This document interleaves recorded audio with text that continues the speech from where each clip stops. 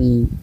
ขาดที่สุดเนี่ยคืออย่างนั้นนะครับ เข่าเนี่ย อ๋อเข่าอันรับแรกมาเลยนี่คือเข่า แม่น อื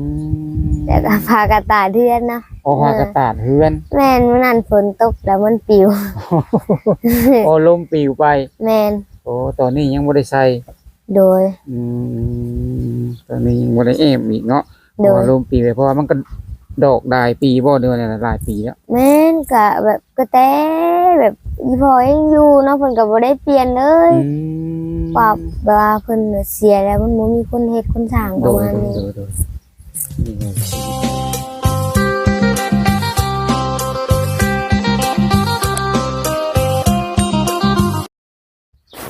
กับทักทายสบายดีเด้อพ่อแม่พี่น้อง FC กันเบิดสู่กุสู่คนหรือว่าสิเป็น FC ทั้งฝั่งไทยฝั่งลาวต่างประเทศก็ยินดีต้อนรับเข้าสู่ช่อง YouTube บ่าวบุญจันทร์ Channel อีกแล้วพ่อแม่พี่น้องเอ้ยโดยเปิดคลิปเปิดภาพออกมาพ่อแม่พี่น้องมาพบกันอีกเนาะโดยก็เดินทางมาหาน้องมีนาพ่อแม่พี่น้องเอ้ยมาถ่ายทำชีวิตพิธีประจำวันของน้องพี่น้องเอ้ยหลังจากที่ว่าน้องนี่เป็นเด็กกำพร้าไปพี่น้องกำพร้าพ่อเนาะ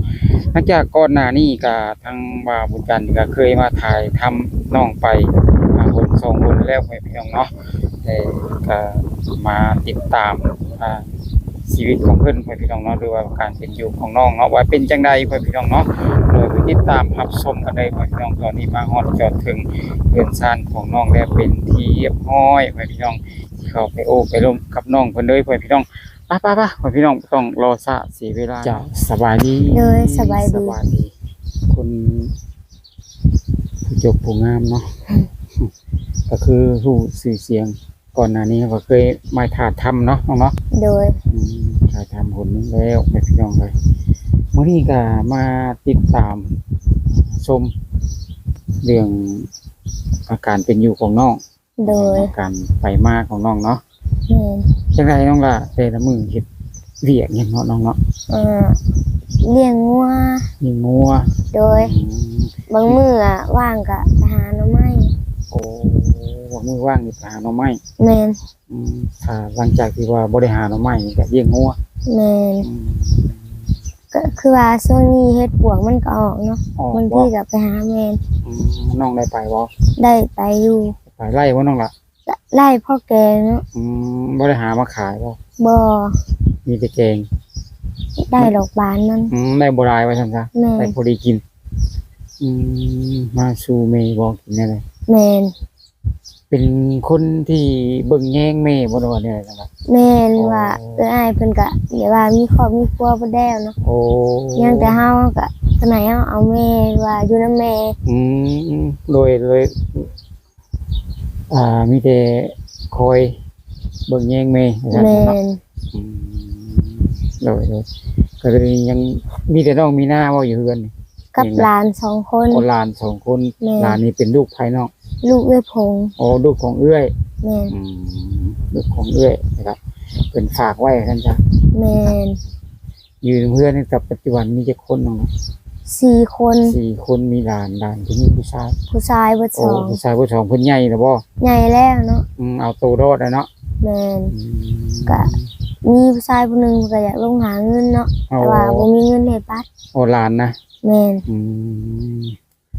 ตอนนี้น้องหลานสิบ่อยากไปทำงานทำการ ก็อยากไปอยู่เนาะแต่ว่าบ่มีคนเบิ่งแม่ โอ้ต้องอยู่กับแม่ก่อน แม่น แม่อายุหลายแล้วบ่เนาะ แม่นก็ประมาณ60 70 โอ้10-70 ปีอายุเพิ่นได้ให้หน้าได้ซะน้องได้เฮ็ดบ่ปี บ่มีคนเฮ็ดเนาะ บ่มีคนพาเฮ็ด เฮาก็แบบว่ารถไถมันก็เริ่มสิตายแล้วนะ โอ้ บ่มีคนขับ รถไทยก็เริ่มเก่า แม่ เริ่มเฒ่าแล้ว แม่น คนขับก็บ่มีบัด แม่นว่ารถไถซื้อก็ได้พอยังอยู่ โอ้ ได้หา6 ปีแล้ว จ้าสู่แม่6 ปีที่ผ่านมาเนาะ แม่น ตอนนี้น้องมีหน้านี่ปัจจุบันคือจังไดเป็นดุกำพร้าพ่อ แม่น พ่อเสียไปแล้วเนาะ แม่น อยู่มีแต่แม่บัดนี้ โดย คอยฝากแม่คอยดูแลแม่ว่าซั่นซะ แม่น แม่ไปใช้มาใช้จังไดน้องชวนบ่ แม่ มี น แต่น้องช สู้แม่เนาะ แม่น อืมโดยก็เลยจนว่าบ่มีเวลาฮอดคุยกับไผอีก ๆบ่ขนาดเวลาแบบว่าดูแลตัวเองก็บ่มี โอ้ แล้ว คือเป็นจังไดชีวิตของน้องเนี่ยน่าจะว่าคิดว่าลำบากบ่น้องล่ะ ก็ลำบากเนาะเพราะว่าแต่ว่าข้าวเฮาก็บ่ค่อยอยากมีนะ โอ้เข้าหมายถึงข้าวกินบ่ แม่นว่าเฮ็ดนาก็ให้คนเฮ็ดก็บางทีเพิ่นก็ให้15 สอบ10 สอบประมาณ อื นี้ ม15 ศอกนี่กินนี่ฮอดได้จักเดือนนึงล่ะที่ ก็ ว่า ได้ประมาณ 2-3 เดือน โอ้15 ศอกนี่นะ แม่น เพราะว่ามันกิน4คนเนาะ แม่น อืมตอนนี้ได้น้องมีนาเข้าเบิดแล้วบ่น้องล่ะในเราเบิดบ่เข้า บ่ได้ไว้เล่าเนาะแบบว่าไว้จนเงินพอมันบ่หลาย โอ้เบิดแล้วบ่หรือว่ายัง ยังประมาณ 2-3 สอบ อื เนี่ย ม ก็พอกินไป แสดงว่าประหยัดที่สุดได้นี่ แม่น ตอนนี้ยังหลังจากที่ว่าเขา15 ศอกนี่มันก็ผ่านมาได้5-6 เดือนแล้วเนาะ แม่น แม่นก็ถือว่าประหยัดที่สุดโอ้ถ้าว่าเบิดได้ฉันน้องมีนาสิไปเอาใส่มากิน เบิดก็เวลาไปยืมหมู่ ยืมหมู่ เลย หมู่ก็ให้อยู่บ่ ก็ให้รับหน่อยเนาะ ขอให้ลำน้อย แม่น หลังจากที่ว่ายืมหมู่แล้วสิเอาใช้แทนหมู่บัดนี้น้อง ก็ ล่ะ แบบว่าเพิ่นเฮ็ดหน้าบัดเพิ่นเอาให้แล้วก็จะ โอ้ให้เข้าค่าหน้าเนาะ แม่น ข้าวคาเพิ่นเฮ็ดนาน่ะก็หลังจากที่เพิ่นเฮ็ดนาได้ไล่ข้าวแล้วก็เอามาให้น้องมีนาค่านาเนาะ โดย แล้วก็เอาไปใช้หนี้บัดนี้ แม่น ถ้าเฮายืมได้ก็ใช้หลาย แม่น เพิ่นออกกำไรบ่น้องล่ะออกขี้ออกบ่ บ่เนาะยืมเท่าใดก็ให้เท่านั้น ก็คือหมายความว่าคนที่เฮายืมก็คือพี่น้องที่ว่า แม่นเป็นน้ำผู้ละคนเนาะ โดยก็เพื่อนใกล้กันญาติใกล้เพื่อนใกล้เคียงๆเนาะ แม่นแม่น โดยชีวิตของน้องมีนานี่ก็ถือว่าลำบากสุดๆเนาะน้องเนาะ โดย บ่ได้ไปหาเฮ็ดงานทั้งใดบ่น้องล่ะ บ่ นี่ เนาะ ก็ยาก แม่นยากงัวแน่แล้วก็อีเมเพิ่นก็เฒ่าแล้วเนาะ งัวนี่เป็นจังไดน้องล่ะเป็นงัวเจ้าของบ่หรือว่างัว บ่แบบงัวเอื้อยงัวอ้ายเนาะ โอ้ งัวน้องนี่บ่เกิน2ตัวเนาะ โอ้มีแบบงัวแบบเจ้าของเขาบ่ได้อยู่แล้ว แม่น แล้วก็ฝากเลี้ยงประมาณนี้เนาะ โดย ก็เลยน้องมารับภาระ แม่น ดูแลไว้ท่า แม่น เบิ่งแยงไว้ท่าพี่ท่าน้องว่าซั่นๆเนาะท่าเอื้อยท่าน้องก็ปัจจุบันนี้ก็เลี้ยงงัวกับเบิ่งแยงแม่เนาะ แม่น บ่ง่ายๆเลี้ยงงัวกับเลี้ยงแม่นำเนาะ แม่น เลี้ยงครอบครัวว่าซั่นซะเลี้ยงหลานนำ โดย แต่หลานนี่ก็ยังคายอยู่เพราะว่าเขาเอาตัวรอดแล้วแม่นบ่ แม่นเขาก็ใหญ่แล้ว ใหญ่ เนาะ แล้วเพิ่นจะไปทำงานทำการอยู่ลานกันเนาะแต่ว่า แม่น บ่มีเงินค่ารถซั่นซะเนาะ แม่ ค่าน รถค่าเฮ็ดบัตรเฮ็ดเบอร์เนาะ แม่น มันก็ใช้จ่ายหลายคือว่าเนี่ย โดย อืมปัจจุบันน้องอายุจักปีแล้วน้องล่ะปัจจุบัน 16 ปีนี่ 16 พอดี ปี เต็ม 16 ปีบริบูรณ์เนาะ โดย โอ้16 ปีนี่ก็ถือว่าอ่ายังบ่มีคนคุยเลยเนาะ แม่น จ้ะแต่ก็ยังบ่คิดเนาะเพราะว่ายัง โดย หนึ่งมาอีกก็จังไดน้องล่ะ มันก็แบบว่าเฮาก็ยังบ่ค่อยพร้อมปานใดเนาะว่า อืม จะค่านี่ค่าหันหลายอ โอ้ ย่าง ถ้าว่าสิมีคนมาฮักได้จ้ะน้องน่ะก็ค่าบ่ ก็ค่าอยู่เนาะเพราะว่าเฮาก็ยังบ่อยากมีตอนนี้ โอ้ นะ ยังบ่อยากมีตัวนี้หมายเพราะว่า แม่น แต่ต่อไปเนาะน้องมันก็บ่แน่แม่นบ่ แม่น ทุกคนนี่ต้องมีครอบครัวเนาะน้องเนาะ แม่น แต่ตอนนี้ก็น้องยังบ่คิดหยังแต่ก็บ่แน่น้องเนาะ โดย บางเทื่อก็อาจสิเจอคนที่ถูกใจ โดย ซะเนาะคุยเข้ากันก็ยังบ่แน่พ่อพี่น้องเอ้ยก็ได้ทักทายมาหาน้องได้พ่อพี่น้องเนาะ โดย นี่อะไรสูตร 100% บ่สูตร โดย บ่เคยมีครอบครัวมาเลย โดยบ่เคยเนาะแต่ก็แบบว่ามีแบบผู้ทักมาแน่อหยังว่าแต่ว่าเฮาบ่มีเวลาตอบ โอ้บ่มีเวลาตอบกลับมาเพราะว่าเพิ่นก็เลี้ยงงัวประมาณนี้เนาะ แม่น งัวนี่จังได๋น้องล่ะปล่อยบ่หรือว่ากินเนี่ยมากิน ก็แบบว่าปล่อยแน่แล้วก็ผูกว่าย่านแบบว่าเพิ่นแบบเดี๋ยวนี้เพิ่นก็หวานก้านะ เริ่มหวานก้าแล้วมันสิกินลงไปกินก้าเพิ่น โอ้โดยตอนนี้น้องดาขาดในครอบครัวนี่ขาดที่สุดเนี่ยคือหยังนะน้องดาข เข่าเนาะ เอาเข่า ก็ รับ แปล แร ว่า กมาเลยนี่คือเข่า แม่น อื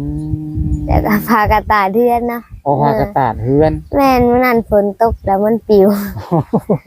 โอ้ลมปิวไป แม่น โอ้ตอนนี้ยังบ่ได้ใส่ โดย อืมตอนนี้ยังบ่ได้แอมอีกเนาะเพ โด ราะว่าย ลมปิวไปเพราะว่ามันก็ดอกหลายปีบ่เดือนหลายปีแล้ว แม่นก็แบบกระแตแบบอีพอยังอยู่เนาะเพิ่นก็บ่ได้เปลี่ยนเลย อืม ว่าแบบว่าเพิ่นเสียแล้วมันบ่มีคนเฮ็ดคนสร้างป โด ระ ย มาณนี้ โดยนี่ไงชีวิตของน้องก็ได้ซ้ำนี่เนาะน้องล่ะเนาะ โดย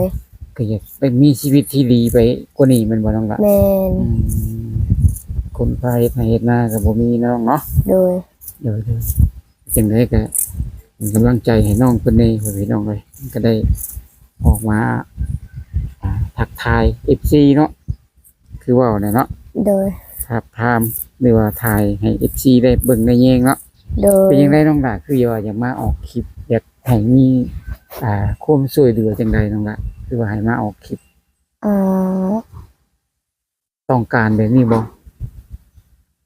ต้องการหมายความว่าต้องการที่ว่าตอนนี้กับน้องนี่ขาดคืน โดย อืม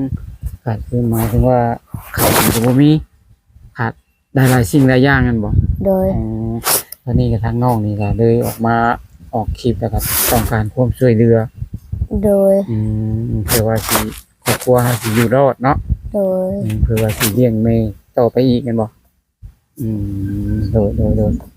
จังได๋ก็เป็นกำลังใจให้น้องเพิ่นแน่พ่อพี่น้องในเรื่องความทุกข์ความยากเนาะเรื่องความรักนี่ก็ถ้าว่าจังใดก็ค่อยทักทายกันมาทีหลังเนาะน้องเนาะ โดย โดย แม่นแล้ววะ แม่น โดยก็บ่มีหยังได้ครับพี่น้องจังซั่นก็ฟ้าฝนก็สิลงแน่เนาะน้องเนาะ โดย สิได้ลำดาเนาะน้องเนาะ โดย โดย จ้าสบายดี สบายดี มีน้ำจิตน้ำใจให้น้องเอาไว้ซื้อบ้านน้ำดาไว้ซื้อ ขอบใจ จ้าขอบใจหลายๆโอเคพ่อแม่พี่น้องหลังจากที่โอ้ลมกับน้องมีนาคนสวย อายุ16 ปีพ่อแม่พี่น้องเลยตอนนี้ก็รับภาระก็หลายสิ่งหลายอย่างพ่อแม่พี่น้องเลยวัยเด็กๆวัย16 ปีพ่อแม่พี่น้องเนาะตอนนี้ก็รับภาระเลี้ยงแม่แน่พ่อแม่พี่น้องเลยหรือว่าเลี้ยงงัวเนี่ยเนาะก็หาเงินหาทองมาใส่ครอบครัวนี่พ่อแม่พี่น้องเลยบ่ฮู้ว่าน้องมีนานี่จะสู่ไปได้จักส่ำใดพ่อแม่พี่น้องก็ทางน้องนี่ก็วัยยังเด็กพ่อแม่พี่น้องเนาะ จังไดก็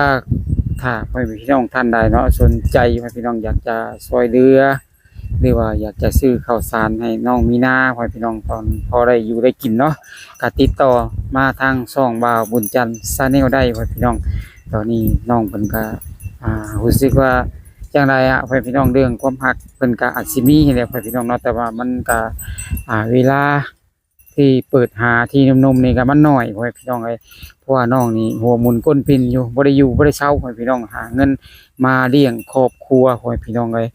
ถ้าพ่อพี่น้องท่านใดสนใจเนาะอยากจะคุยอยากจะโอ้จะร่วมกับเพิ่นพ่อพี่น้องก็ทักทายมาหาบ่าวบุญจันทร์ได้พ่อพี่น้องก็ยินดีที่จะเป็นสะพานบุญหรือว่าสะพานหักให้ก็ได้พ่อพี่น้องจังใดก็ขอบบุญขอบคุณทาง FC ที่ติดตามชมส่องบ่าวบุญจันทร์ในเด้อพ่อพี่น้อง สำหรับคลิปนี้บ่าวบุญจันทร์เว้าบ่ม่วนหูก็ขอโทษขออภัยนั้น FC หลายๆครับพี่น้องเว้าผิดพลาดประการใดก็ขอโทษขออภัยกล่าวคำว่าสบายดี